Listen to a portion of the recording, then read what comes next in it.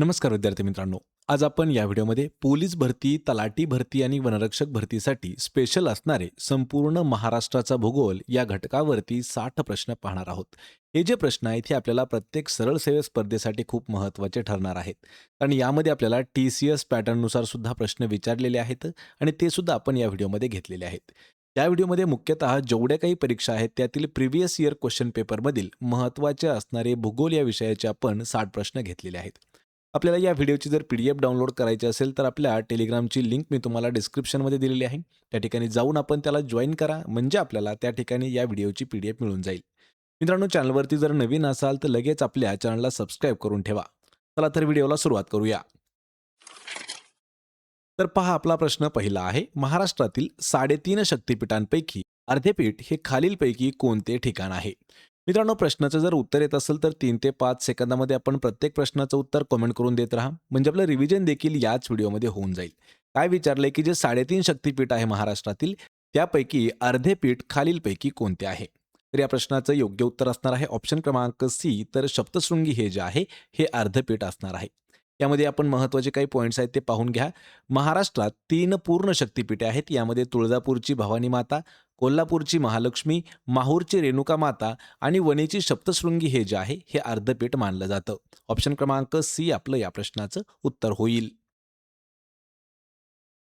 यानंतरचा प्रश्न आहे. महाराष्ट्रातील खालीलपैकी कोण रेल्वे स्टेशन सुरत भुसावळ महामार्गावरील सर्वात महत्त्वाचे रेल्वे स्टेशन मानले जाते?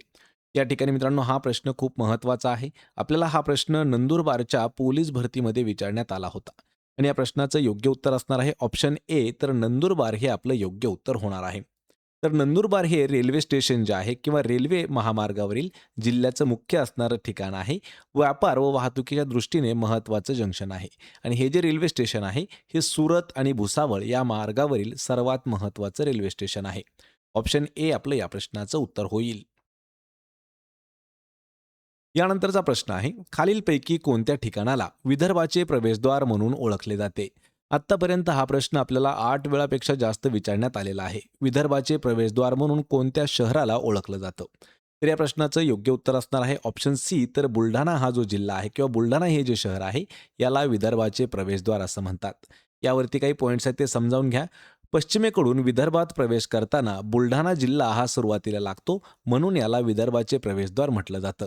ऑप्शन सी आपलं या प्रश्नाचं उत्तर होईल.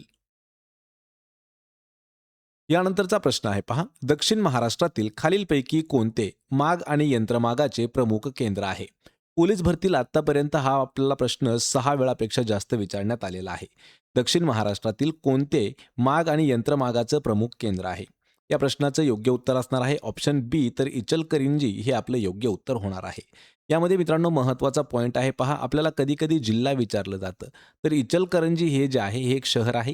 हे कोणत्या जिल्ह्यामध्ये येतं? तर कोल्हापूर या जिल्ह्यातील इचलकरंजीला वस्त्र उद्योगातील मोठ्या व्यापारामुळे महाराष्ट्राचे मँचेस्टर म्हणून देखील ओळखलं जातं.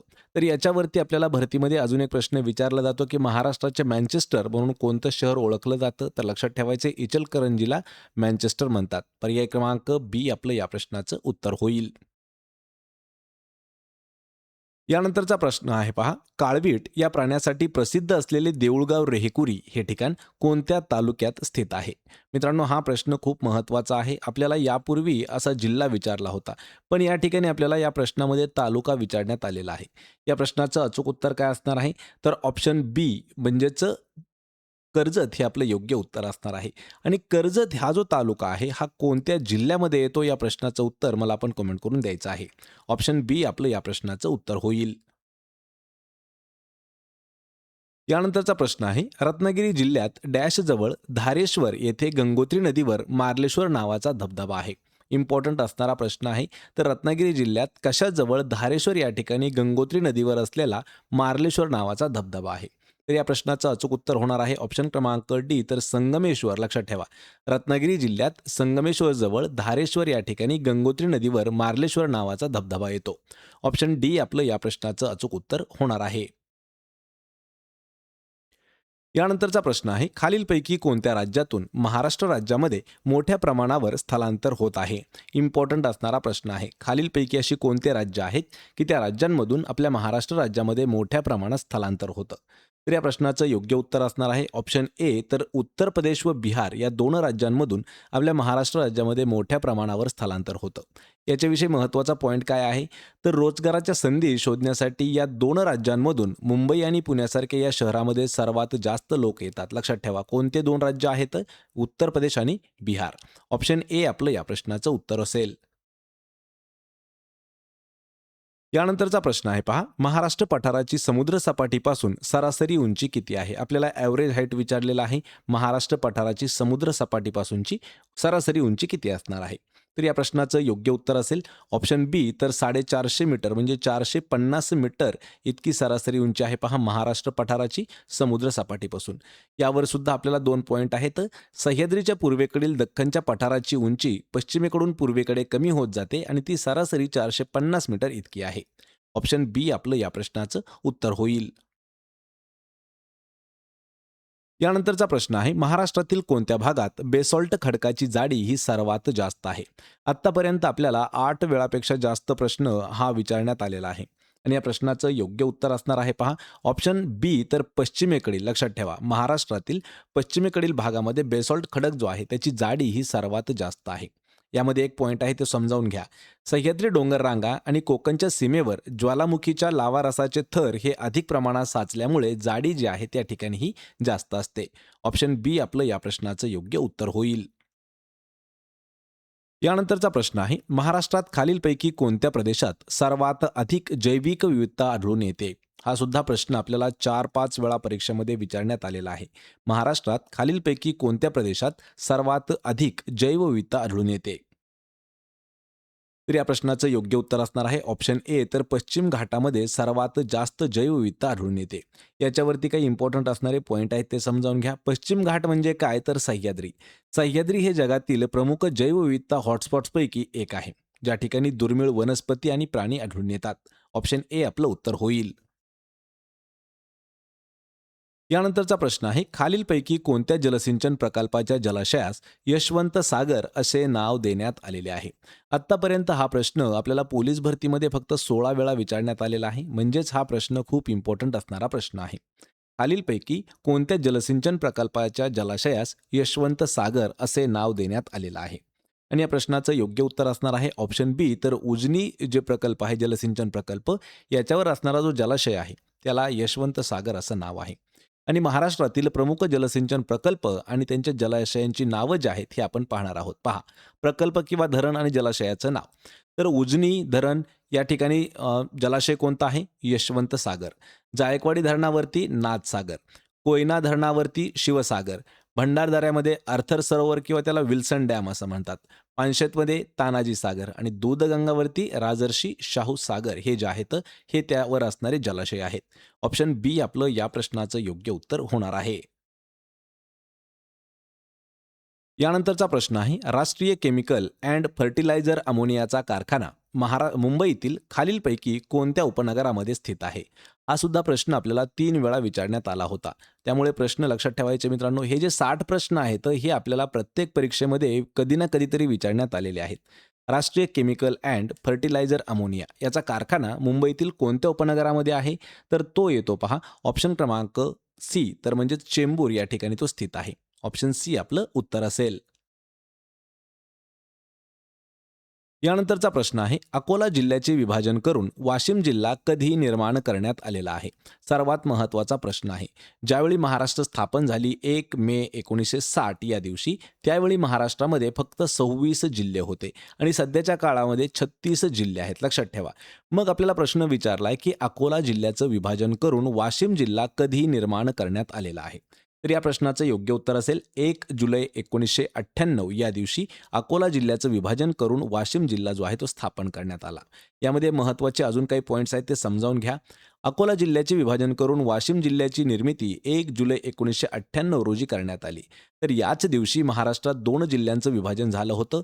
पहिला जो जिल्हा आहे तो आहे अकोला. अकोल्यामधून वाशिम जिल्हा तयार झाला होता आणि दुसरा धुळे जिल्हा आहे की त्याचं विभाजन करून नंदुरबार हा जिल्हा तयार करण्यात आला होता. लक्षात ठेवायचे, जे की अकोला, नंदुरबार, वाशिम आणि धुळे या 4 जिल्ह्यांमध्ये ज्या विद्यार्थ्यांनी फॉर्म भरले आहेत त्यांच्यासाठी हा प्रश्न महत्त्वाचा आहे. आणि तारीख काय आहे? तर 1 जुलै 98 या दिवशी यांचं विभाजन झालेलं आहे. ऑप्शन सी आपलं या प्रश्नाचं उत्तर होईल. यानंतरचा प्रश्न आहे, महाराष्ट्रातील कोणत्या प्रशासकीय विभागामध्ये सर्वात कमी तालुके आहेत? महाराष्ट्रात असा कोणता प्रशासकीय विभाग आहे ज्यामध्ये सर्वात कमी तालुके येतात? आणि या प्रश्नाचं अचूक उत्तर असणार आहे ऑप्शन ए, तर कोकण विभागामध्ये सर्वात कमी तालुके आहेत.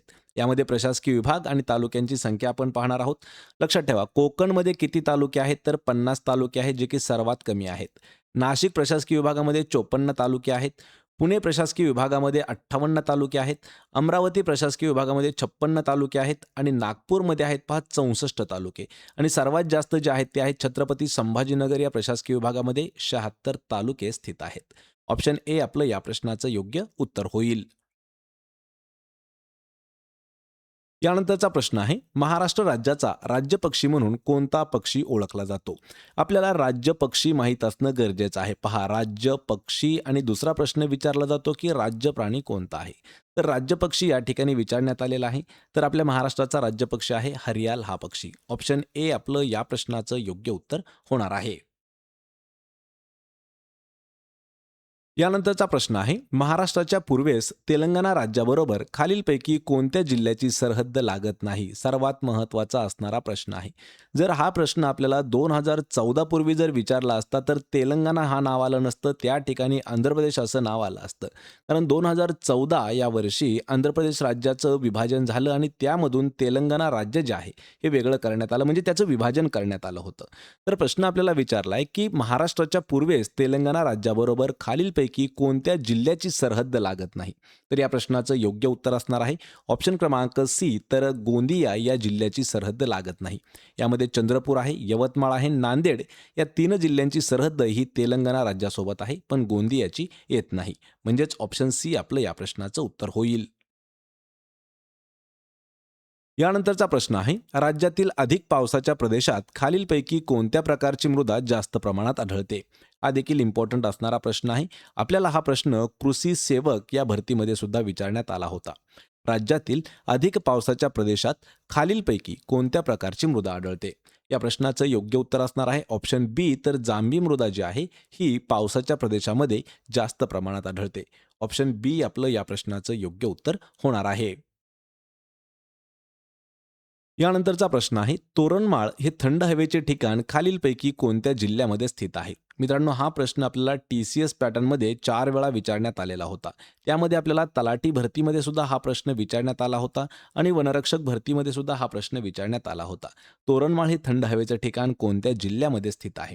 तर या प्रश्नाचं अचूक उत्तर असणार आहे ऑप्शन डी, तर नंदुरबार या जिल्ह्यामध्ये आहे तोरणमाळ. मग या ठिकाणी आपण महाराष्ट्रातील काही महत्त्वाची थंड हवेची ठिकाणं पाहूया. यामध्ये महाबळेश्वर जे आहे हे सातारा जिल्ह्यामध्ये येतं, पाचगणी सातारा जिल्ह्यामध्ये येतं, माथेरान रायगडमध्ये येतं, चिखलदरा अमरावती या जिल्ह्यामध्ये आहे, लोणावळा खंडाळा हा पुणे जिल्ह्यामध्ये येतो, आंबोली हे सिंधुदुर्ग जिल्ह्यामध्ये येतं आणि तोरणमाळ हे नंदुरबार या जिल्ह्यामध्ये येतं. ही काही महत्त्वाची असणारे आपल्या महाराष्ट्रातील थंड हवेची ठिकाणं आहेत. ऑप्शन डी आपलं या प्रश्नाचं अचूक उत्तर होईल. यानंतरचा प्रश्न आहे पहा, खालीलपैकी महाराष्ट्रातील कोणत्या जिल्ह्यात 80% पेक्षा जास्त जलसिंचन उपसा प्रकाराचे आहे? महत्त्वाचा असणारा प्रश्न आहे. हा देखील प्रश्न आपल्याला कृषी सेवकासाठी विचारण्यात आलेला होता. त्यामुळे हा प्रश्न थोडासा महत्त्वाचा आहे. महाराष्ट्रातील कोणता जिल्हा आहे की त्या जिल्ह्यामध्ये 80% पेक्षा जास्त जलसिंचन उपसा प्रकारचा आहे? तर या प्रश्नाचं योग्य उत्तर असणार आहे ऑप्शन बी, तर कोल्हापूर या जिल्ह्यामध्ये 80% पेक्षा जास्त जलसिंचन उपसा प्रकारचा आहे. ऑप्शन बी आपलं या प्रश्नाचं योग्य उत्तर होईल. यानंतरचा प्रश्न आहे, महाराष्ट्राचे सर्वाधिक काळ मुख्यमंत्री पदावर असणारे खालीलपैकी मुख्यमंत्री कोण आहेत? महत्त्वाचा प्रश्न आहे मित्रांनो हा देखील. महाराष्ट्रातील असे कोणते मुख्यमंत्री आहेत जे सर्वाधिक जास्त काळ पदावरती काम केलं आहे?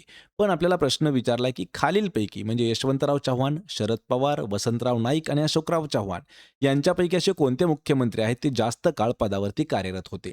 आणि या प्रश्नाचं योग्य उत्तर असणार आहे ऑप्शन सी, तर वसंतराव नाईक हे सर्वात जास्त काळ पदावर असणारे मुख्यमंत्री होते. यांनी सलग 11 वर्ष 77 दिवस म्हणजेच 5 डिसेंबर 1963 ते 20 फेब्रुवारी 1975 या काळामध्ये महाराष्ट्राचे मुख्यमंत्री म्हणून त्यांनी काम पाहिलं आहे.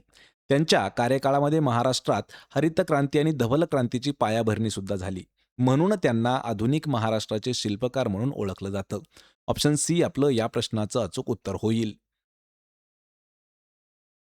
यानंतरचा प्रश्न आहे, महाराष्ट्रात सर्वात जास्त तालुक्यांची संख्या असलेला प्रशासकीय विभाग खालीलपैकी कोणता आहे?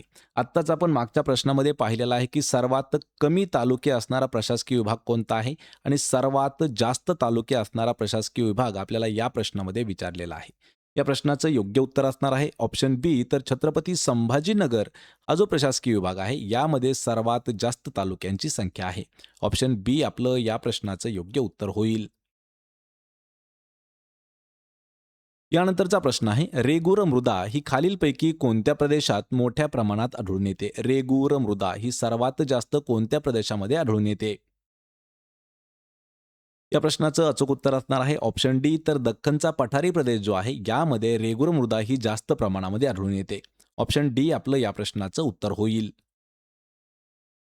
यानंतरचा प्रश्न आहे, जालना जिल्ह्याचे सर्वाधिक कृषी जलसिंचन कोणत्या धरणापासून होते? महत्त्वाचा असणारा प्रश्न आहे. आत्तापर्यंत हा प्रश्न आपल्याला 16 वेळापेक्षा जास्त विचारण्यात आलेला आहे. पण प्रश्न थोडासा अल्टरनेट विचारलेला होता. तर जालना जिल्ह्यामध्ये सर्वात जास्त कृषी जलसिंचन कोणत्या धरणापासून होतं? आणि ते जे धरण आहे ते आहे ऑप्शन डी. तर जायकवाडी या धरणापासून जालना जिल्ह्याला खूप सारा लाभ मिळतो. म्हणजे त्या ठिकाणी सर्वात जास्त कृषी जलसिंचन मिळून येते. ऑप्शन डी आपलं या प्रश्नाचं योग्य उत्तर होईल. यानंतरचा प्रश्न आहे, महाराष्ट्रातील खालीलपैकी कोणता प्रादेशिक विभाग पर्जन्य छायाच्या प्रदेशामध्ये येतो? हा सुद्धा महत्त्वाचा असणारा प्रश्न आहे. 7वीच्या भूगोलावरती इम्पॉर्टंट हा प्रश्न आहे. आणि मित्रांनो या प्रश्नाचं योग्य उत्तर असणार आहे ऑप्शन सी. तर पश्चिम महाराष्ट्र हा जो प्रादेशिक विभाग आहे हा पर्जन्य छायाच्या प्रदेशामध्ये येतो. ऑप्शन सी आपलं उत्तर असेल. यानंतरचा प्रश्न आहे पहा, प्राचीन ग्रंथामध्ये मूषक, आळूक आणि कुपक अशी नावे असलेला खालीलपैकी कोणता प्रदेश आहे? हा देखील प्रश्न इम्पॉर्टंट आहे. हा प्रश्न आपल्याला गडचिरोली जिल्ह्यासाठी विचारण्यात आलेला होता पहा पोलीस भरतीमध्ये. आणि हा प्रश्न आत्तापर्यंत आपल्याला 4-5 वेळा विचारण्यात आलेला आहे. या प्रश्नाचं योग्य उत्तर असणार आहे ऑप्शन ए. तर कोकण या प्रदेशात किंवा यामध्ये मूषक, आळूक आणि कुपक अशी नावे असलेला एक प्रदेश आहे आणि याचा उल्लेख प्राचीन ग्रंथामध्ये करण्यात आलेला आहे. ऑप्शन ए आपलं उत्तर असेल. यानंतरचा प्रश्न आहे, गोवा राज्याची सीमा महाराष्ट्रातील कोणत्या एकमेव जिल्ह्यास लागून आहे? महत्त्वाचा असणारा हा प्रश्न आहे. प्रश्न परत एक वेळा पहा. खाली दिलेल्या जिल्ह्यांपैकी असा कोणता जिल्हा आहे की ज्याची बॉर्डर गोवा राज्याला लागून आहे? तर या प्रश्नाचं अचूक उत्तर असेल ऑप्शन सी. तर सिंधुदुर्ग हा जो जिल्हा आहे याची बॉर्डर ही गोवा राज्याला लागून आहे. ऑप्शन सी आपलं या प्रश्नाचं योग्य उत्तर होईल. यानंतरचा प्रश्न आहे, महाराष्ट्रातील सर्वोच्च शिखर कळसुबाई प्रशासकीय दृष्ट्या कोणत्या जिल्ह्यामध्ये स्थित आहे? यावर आपल्याला 2 ते 3 प्रश्न विचारले जातात. पहिला प्रश्न विचारला जातो की महाराष्ट्रातील सर्वात उंच शिखर कोणतं आहे? लक्षात ठेवायचं आहे, कळसुबाई हे जे शिखर आहे हे आपल्या महाराष्ट्रातील सर्वात उंच असणारं शिखर आहे. या ठिकाणी दुसरा प्रश्न विचारला जातो की ते कोणत्या जिल्ह्यामध्ये स्थित आहे?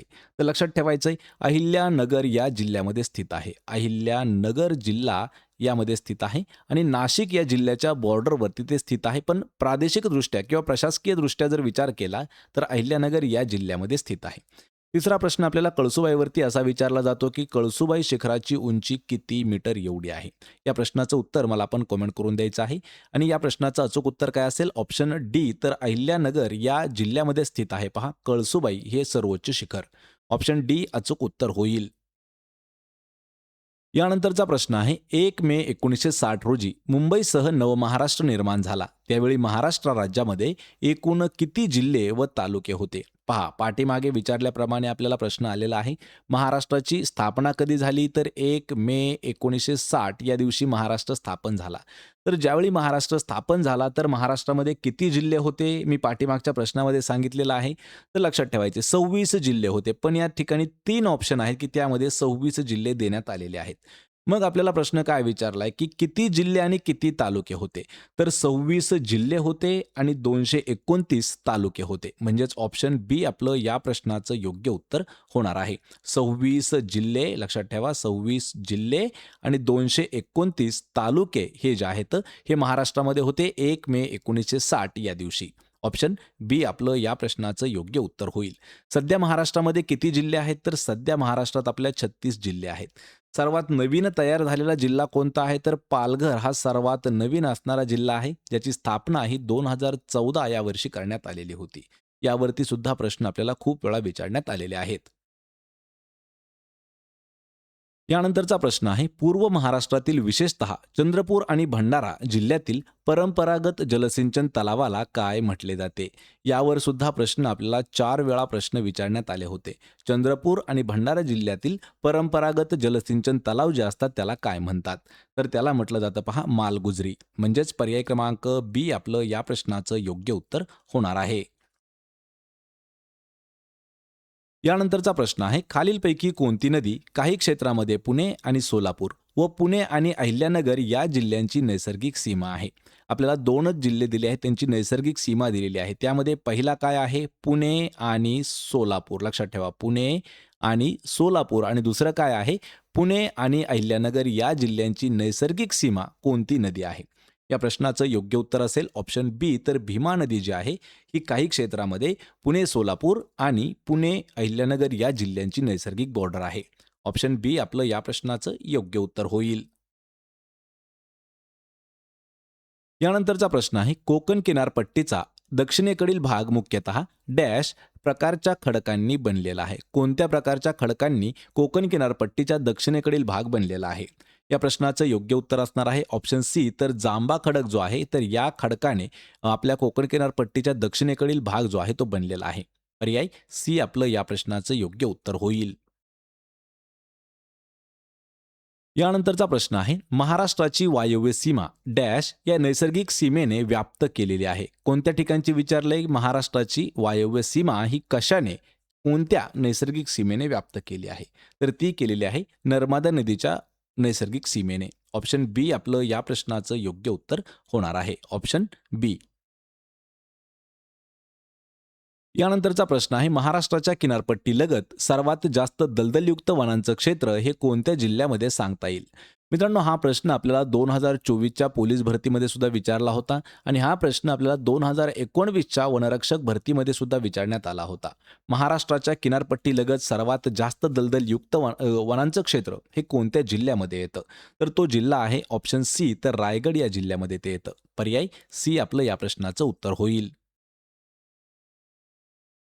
यानंतरचा प्रश्न आहे, औंढा नागनाथ हे प्रसिद्ध ज्योतिर्लिंग खालीलपैकी कोणत्या जिल्ह्यामध्ये स्थित आहे? आत्तापर्यंत आपल्याला 12 वेळापेक्षा हा प्रश्न जास्त परीक्षेमध्ये विचारण्यात आलेला आहे. तर औंढा नागनाथ हे एक ज्योतिर्लिंग आहे, ते कोणत्या जिल्ह्यामध्ये स्थित आहे? या प्रश्नाचं योग्य उत्तर असणार आहे ऑप्शन डी, तर हिंगोली या जिल्ह्यामध्ये स्थित आहे औंढा नागनाथ हे ज्योतिर्लिंग. आणि एका व्हिडिओमध्ये आपण हिंगोली जिल्हा स्पेशल आपण पूर्ण प्रश्न घेतलेले आहेत. त्यामध्ये या प्रश्नाचा सुद्धा उल्लेख करण्यात आला होता. ऑप्शन डी आपलं या प्रश्नाचं उत्तर असेल. यानंतरचा प्रश्न आहे, महाराष्ट्रातील एकमेव सागरी अभयारण्य क्षेत्रात मोडणाऱ्या सानिध्यात असणारा किल्ला खालीलपैकी कोणता आहे? तर या ठिकाणी आपल्याला महाराष्ट्रातील किल्ल्यावरती एक प्रश्न विचारण्यात आलेला आहे. महाराष्ट्रातील एकमेव सागरी अभयारण्य क्षेत्रामध्ये मोडणाऱ्या सानिध्यात असणारा किल्ला कोणता आहे? आणि तो किल्ला सर्वांना माहीत आहे की तो सिंधुदुर्ग किल्ला आहे. ऑप्शन डी आपलं या प्रश्नाचं योग्य उत्तर होणार आहे. यानंतरचा प्रश्न आहे, देशातील पहिली संत्री वायनरी नागपूर जिल्ह्यातील कोणत्या ठिकाणी प्रस्तावित आहे? हा प्रश्न आपल्याला करंट अफेअर्स 2024 वरती विचारण्यात आला होता. आपल्या देशातील पहिली संत्री वायनरी नागपूर जिल्ह्यामध्ये प्रस्तावित आहे, पण ती कोणत्या ठिकाणी आहे असा प्रश्न विचारला आहे. आणि या प्रश्नाचं अचूक उत्तर असणार आहे ऑप्शन ए, तर सावरगाव या ठिकाणी आपल्या देशातील पहिली संत्री वायनरी जी आहे ही प्रस्तावित आहे. जर आपल्याला जिल्हा विचारलं तर लक्षात ठेवायचं आहे नागपूर या जिल्ह्यामध्ये स्थित आहे आणि ठिकाण जर विचारलं तर सावरगाव हे ठिकाण आहे. यानंतरचा प्रश्न आहे, महाराष्ट्रात ठिबक जलसिंचन पद्धती कोणत्या पिकासाठी सर्वात जास्त उपयुक्त ठरली आहे? हा प्रश्न आपल्याला कृषी विभागामध्ये विचारण्यात आलेला होता, पण महाराष्ट्राचं भूगोल याच्यावरती हा इम्पॉर्टंट असणारा प्रश्न आहे. आणि या प्रश्नाचं योग्य उत्तर असणार आहे ऑप्शन सी, तर फलोत्पादन म्हणजे फळांचं उत्पादन घेण्यासाठी आपल्या महाराष्ट्रामध्ये ठिबक जलसिंचन प्रकार जो आहे तो जास्त उपयुक्त ठरतो. ऑप्शन सी आपलं या प्रश्नाचं उत्तर होईल. यानंतरचा प्रश्न आहे, एकेकाळी महाराष्ट्रातील असा कोणता जिल्हा आहे जो सारस नगरी या नावाने ओळखला जात होता? याच्यावरती सुद्धा आपल्याला 2 ते 3 वेळा प्रश्न विचारण्यात आलेला आहे. सारस नगरी म्हणून कोणत्या जिल्ह्याला ओळखलं जातं? तर या प्रश्नाचं योग्य उत्तर काय असणार आहे? ऑप्शन क्रमांक बी, तर गोंदिया हा जो जिल्हा आहे या जिल्ह्याला सारस नगरी या नावानं ओळखलं जात होतं. ऑप्शन बी आपलं या प्रश्नाचं अचूक उत्तर असेल. यानंतरचा प्रश्न आहे, टिपेश्वर वन्यजीवन अभयारण्य महाराष्ट्रातील खालीलपैकी कोणत्या जिल्ह्यामध्ये स्थित आहे? मित्रांनो, जेवढे काही वन्यजीव अभयारण्य आहेत आपल्या महाराष्ट्रामधील ते कोणत्या जिल्ह्यामध्ये आहेत त्यावरती सुद्धा आपण एक शॉर्ट्स व्हिडिओ घेतलेला आहे. त्या व्हिडिओची लिंक मी तुम्हाला डिस्क्रिप्शनमध्ये देत आहे. त्यामध्ये आपल्याला पूर्ण अभयारण्य जेवढे आहेत महाराष्ट्रातील ते सर्व कळून जातील. तर त्यापैकीच एक आहे टिपेश्वर वन्यजीव अभयारण्य. हे आपल्या महाराष्ट्रातील कोणत्या जिल्ह्यामध्ये स्थित आहे? या प्रश्नाचं अचूक उत्तर काय असणार आहे? ऑप्शन सी, तर यवतमाळ या जिल्ह्यामध्ये स्थित आहे टिपेश्वर वन्यजीव अभयारण्य. यानंतरचा प्रश्न आहे, महाराष्ट्रात खालीलपैकी कोणत्या वर्षी जलविभाजक विकास कार्यक्रम सुरू करण्यात आलेला आहे? हा प्रश्न आपल्याला दिनविशेषवरती विचारला होता मित्रांनो, लक्षात ठेवायचे, त्यामुळे प्रश्न थोडासा इम्पॉर्टंट आहे. कोणत्या वर्षी जलविभाजक विकास कार्यक्रम हा आपल्या महाराष्ट्रात सुरू करण्यात आला होता? आणि ते वर्ष आहे 1983 या वर्षी. पर्याय क्रमांक 4 आपलं या प्रश्नाचं योग्य उत्तर होईल. यानंतरचा प्रश्न आहे, महाराष्ट्रातील खालीलपैकी कोणत्या प्रकारच्या मृदेची उत्पादकता ही सर्वात कमी आढळून येते? या प्रश्नाचं योग्य उत्तर काय असेल? ऑप्शन ए, तर जांभी मृदा जी आहे ही आपल्या महाराष्ट्रातील एक अशी मृदा आहे की ज्या मृदेची उत्पादकता ही सर्वात कमी आहे. ऑप्शन ए आपलं या प्रश्नाचं उत्तर असेल. यानंतरचा प्रश्न आहे, खालीलपैकी कोणते शहर महाराष्ट्र राज्याची सांस्कृतिक राजधानी म्हणून ओळखले जाते? आत्तापर्यंत हा प्रश्न आपल्याला मित्रांनो 4 ते 5 वेळा विचारण्यात आलेला आहे आणि महाराष्ट्रावरती इम्पॉर्टंट असणारा हा प्रश्न आहे. महाराष्ट्राची राजधानी कोणती आहे? महाराष्ट्राची राजधानी आहे मुंबई. महाराष्ट्राची उपराजधानी कोणती आहे? महाराष्ट्राची उपराजधानी नागपूर आहे. आणि महाराष्ट्राची सांस्कृतिक राजधानी जर विचारलं तर ही ऑप्शन सी, तर पुणे ही महाराष्ट्राची सांस्कृतिक राजधानी असणार आहे. ऑप्शन सी आपलं या प्रश्नाचं योग्य उत्तर होईल. लक्षात ठेवायचे 3 प्रश्न आपल्याला विचारले जातात. महाराष्ट्राची राजधानी मुंबई, उपराजधानी नागपूर आणि सांस्कृतिक राजधानी पुणे आहे. पण या ठिकाणी मुंबईचा उल्लेख आपण डबल करणार आहोत, कारण भारताची आर्थिक राजधानी जरी विचारलं, भारताची आर्थिक राजधानी, तर ती देखील आहे पहा मुंबई. ऑप्शन सी उत्तर होईल. यानंतरचा प्रश्न आहे, खालीलपैकी कोणत्या ठिकाणाचे ऐतिहासिक नाव मोमिनाबाद असे होते? यावर सुद्धा प्रश्न आपल्याला 2 ते 3 वेळा विचारला होता आणि हा विचारण्यात आलेला आहे बीड जिल्हा पोलीस भरतीसाठी. मोमिनाबाद हे कोणत्या ठिकाणाचं ऐतिहासिक नाव होतं? या प्रश्नाचं योग्य उत्तर असेल ऑप्शन डी, तर अंबेजोगाई हे जे शहर आहे याच शहराचं ऐतिहासिक नाव मोमिनाबाद होतं. आणि यामध्ये परळी वैजनाथ, पैठण, बीड लक्षात ठेवायचे. परळी वैजनाथ झालं, बीड झालं आणि अंबेजोगाई झालं, तर हे तिन्ही शहरं बीड या जिल्ह्यामध्ये येतात. आणि पैठण हे जे शहर आहे हे छत्रपती संभाजीनगर या जिल्ह्यामध्ये येतं. आणि यामध्ये मोमिनाबादवर प्रश्न विचारलाय की अंबेजोगाईचं ते ऐतिहासिक नाव होतं. ऑप्शन डी आपलं या प्रश्नाचं उत्तर होईल. यानंतरचा प्रश्न आहे, महाराष्ट्रातील उत्तरेकडील सातपुडा पर्वतरांगेतील सर्वात उंच शिखर खालीलपैकी कोणतं आहे? आपल्याला विचारले की उत्तरेकडील सातपुडा पर्वतरांगेतील सर्वात उंच शिखर. महाराष्ट्रातील सर्वात उंच शिखर कोणतं आहे? कळसुबाई आहे. पण आपल्याला विचारले की सातपुडा पर्वतरांगेतील सर्वात उंच शिखर कोणतं आहे?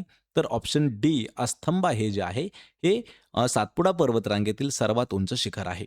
ऑप्शन डी आपलं या प्रश्नाचं उत्तर असेल.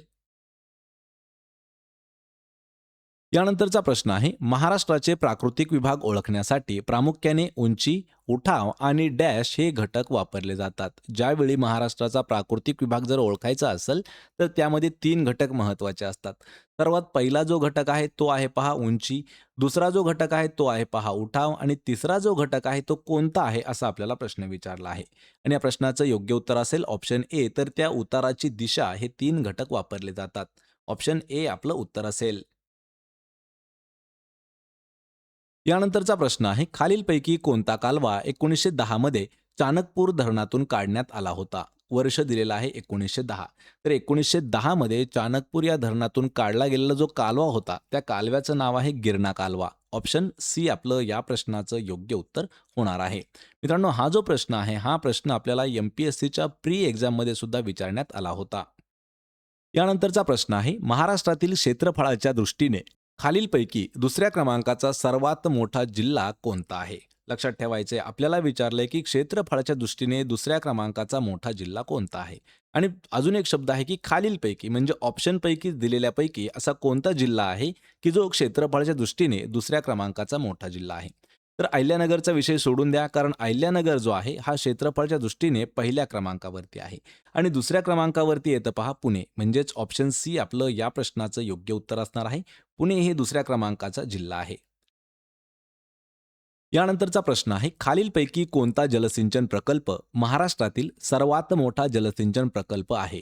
ऑप्शन मित्रांनो खूप महत्वाचे आहे. तर काही काही विद्यार्थी कोयना असं उत्तर देतात, पण या ठिकाणी उत्तर असणार आहे पहा ऑप्शन सी. तर जायकवाडी हा जो प्रकल्प आहे जलसिंचन प्रकल्प हा आपल्या महाराष्ट्रातील सर्वात मोठा असणारा जलसिंचन प्रकल्प आहे.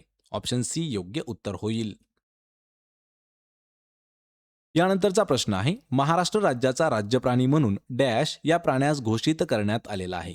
पाठीमागच्या प्रश्नामध्ये आपण राज्य पक्षी पाहिला, या ठिकाणी आपल्याला राज्यप्राणी विचारण्यात आलेला आहे. तर महाराष्ट्राचा राज्यप्राणी सर्वांना माहीत आहे की शेखरू जातीचे खार आहे ही महाराष्ट्राचा राज्यप्राणी आहे.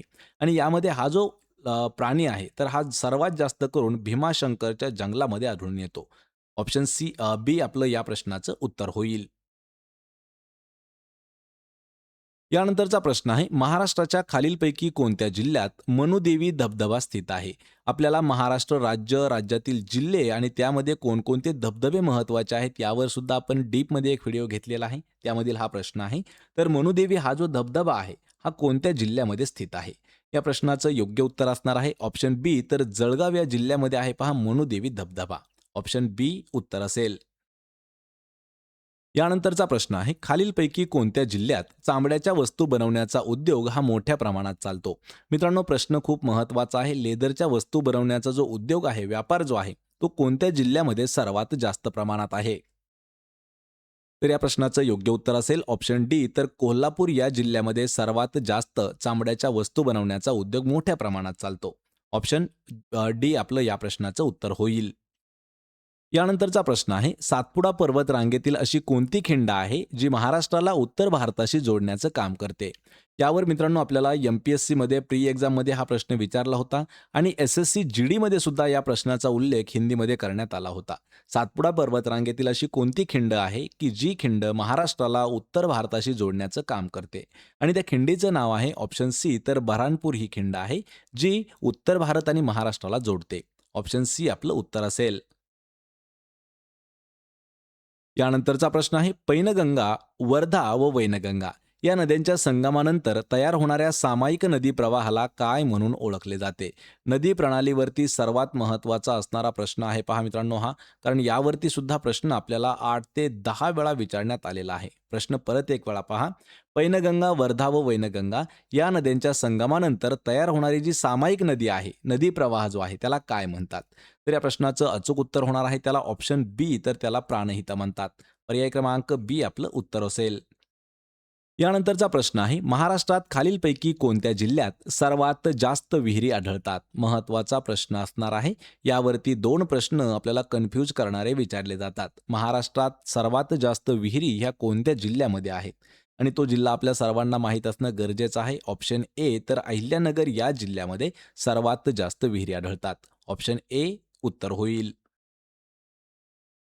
यानंतरचा प्रश्न आहे महाराष्ट्राच्या एकूण क्षेत्रफळापैकी 3/4 भागामध्ये डॅश मृदा आढळते. हा देखील प्रश्न खूप महत्त्वाचा आहे. महाराष्ट्राचं जेवढं काही क्षेत्रफळ आहे त्याच्या किती 3/4 भागामध्ये कोणत्या प्रकारची मृदा आढळते. तर या प्रश्नाचं योग्य उत्तर असणार आहे ऑप्शन बी. तर रेगूर मृदा जी आहे तर ही 3/4 भागामध्ये आढळते महाराष्ट्राच्या पूर्ण क्षेत्रफळापैकी. ऑप्शन बी आपलं या प्रश्नाचं उत्तर असेल. यानंतरचा प्रश्न आहे पहा बाभूळ वृक्ष खालीलपैकी कोणत्या वनप्रकारात मोडतो किंवा कोणत्या वनप्रकारात आढळतं. आणि या प्रश्नाचं योग्य उत्तर असणार आहे शुष्क काटेरी वनस्पती यामध्ये बाभूळ वृक्ष येतं. पर्याय क्रमांक ए आपलं या प्रश्नाचं योग्य उत्तर असेल.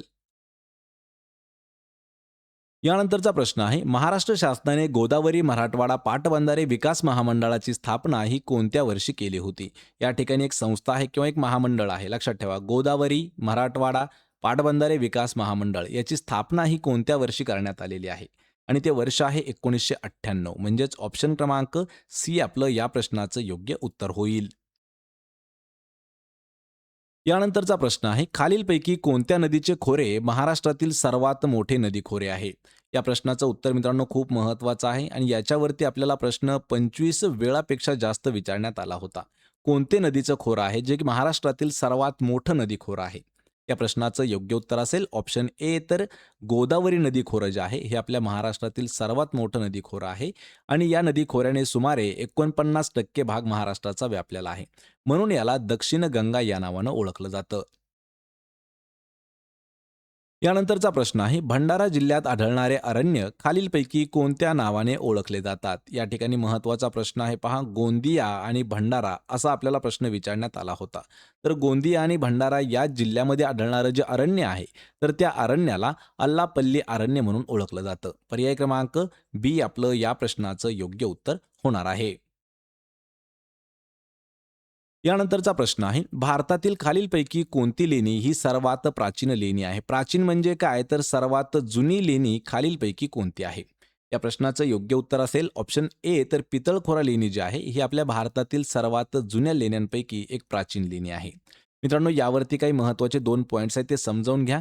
छत्रपती संभाजीनगर जिल्ह्यातील पितळखोरा लेणी ही भारतातील सर्वात जुन्या लेण्या समूहापैकी एक मानली जाते आणि हा प्रश्न आपल्याला 8 वेळा परीक्षेला विचारण्यात आला होता. तर मित्रांनो, हे होते आपले महत्त्वाचे 60 प्रश्न. आपल्याला हे 60 प्रश्न कसे वाटले हे मला कमेंट करून नक्की सांगा. व्हिडिओ जर आवडत असतील तर व्हिडिओला आपल्याला लाईक करत राहा. मित्रांमध्ये हे व्हिडिओ शेअर करा जेणेकरून त्यांचासुद्धा अभ्यास होऊन जाईल आणि नवीन असाल तर लगेच आपल्या TCS पॅटर्न Q&A या यूट्यूब चॅनलला सबस्क्राईब करून ठेवा. म्हणजे आपल्याला महाराष्ट्राच्या भूगोलावरती जवळपास 100 असे व्हिडिओज मिळणार आहेत, ज्यामुळे आपला महाराष्ट्राचा भूगोल हा पूर्णपणे कव्हर होईल. आपण भेटूया पुढच्या एका अशाच नवीन व्हिडिओमध्ये. तोपर्यंत जय हिंद, जय भारत.